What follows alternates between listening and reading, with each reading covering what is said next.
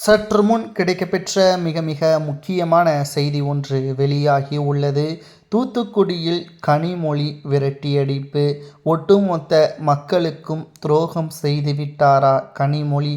நாடாளுமன்றத்தில் கனிமொழிக்கு ஒதுக்கீடு செய்யப்பட்டுள்ள பணம் தற்பொழுது அவரது தனிப்பட்ட சொத்துக்களாக மாற்றப்பட்டதாக புகார்கள் ஏராளமாக எழுந்துள்ளது. அதிலும் குறிப்பாக திராவிட முன்னேற்றக் கழகத்தின் தலைவரும் தமிழக முதல்வருமான ஸ்டாலின் அவர்கள் இந்த ஊழலுக்கு உறுதுணையாக செயல்பட்டாரா?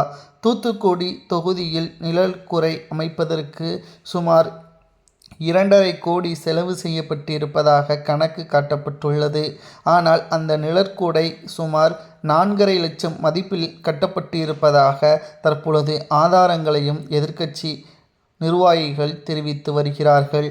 நாடாளுமன்றத்தில் ஒவ்வொரு கேள்விகளும் கனிமொழி அவர்களுக்கு எதிராக அமைந்திருப்பதால் அவரிடம் விசாரணையை நடத்த வேண்டும். தனி செயலாளர் இதற்கு முழுமையான ஏற்பாடுகளை செய்ய வேண்டும் என்று நாடாளுமன்ற சபாநாயகர் தெரிவித்திருக்கிறார். மேலும் கனிமொழி அவர்கள் இனி பிரச்சாரத்திற்கு தூத்துக்குடிக்கு சென்றால் அப்பகுதி மக்கள் விரட்டியடிப்பார்கள் என்பதில் எந்த ஒரு மாற்று கருத்தும் கிடையாது. கனிமொழி அவர்களை பொறுத்தளவிற்கு திராவிட முன்னேற்றக் கழகம் வெற்றியடைய வேண்டும், அதற்கு என்ன வேண்டுமானாலும் செய்யக்கூடியவர்.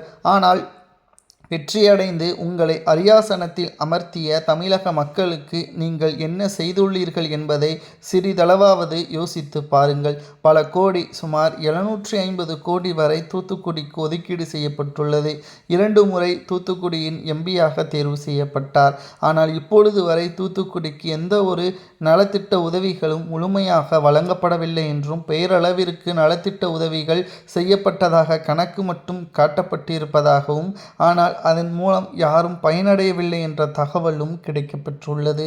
திராவிட முன்னேற்றக் கழகத்தின் தலைமை இதற்கு நடவடிக்கை எடுக்குமா என்று மக்கள் ஒரு பக்கம் கேட்டுக்கொண்டிருக்க, நாடாளுமன்றமும் தற்பொழுது கனிமொழி அவர்களை தனி விசாரணையின் மூலம் ஏற்பாடு செய்திருப்பதன் காரணமாகவும் பிரச்சாரத்திற்கு சட்டசபை தேர்தலில் 2026 சட்டசபை தேர்தல் பிரச்சாரத்தின் பொழுது கனிமொழி அவர்கள் தூத்துக்குடிக்கு வந்தால் நிச்சயமாக விரட்டியடிக்கப்படுவது உறுதிதான் என்பதற்கேற்ப அவரது பேச்சுக்கள் அமைந்திருப்பது பரபரப்பை ஏற்படுத்தியுள்ளது.